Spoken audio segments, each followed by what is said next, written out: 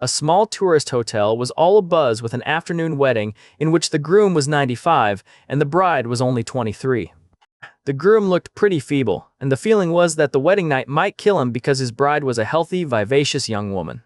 But the next morning, the bride came down the main staircase slowly, step by step, hanging onto the banister for dear life. She finally managed to get to the counter of the little shop in the hotel.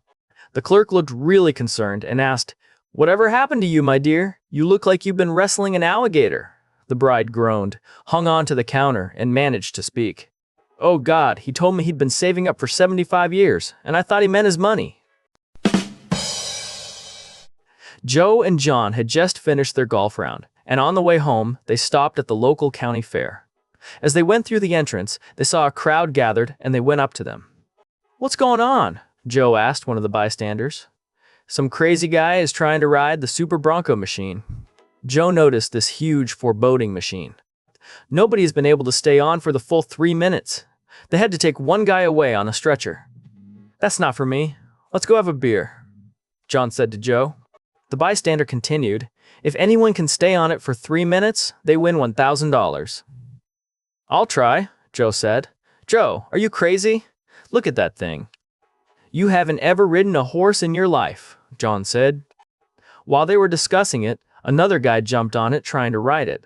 But shortly after the machine was started, he was hurled 10 feet in the air and had to be taken away in an ambulance. "I can do this," Joe said. "Watch this." Joe climbed aboard the machine. The machine jerked wildly up and down, sideways, in loops and circles, but Joe was still hanging on. Then, after a minute, the machine was jerking straight up and down, spinning super fast, and Joe just became a blur.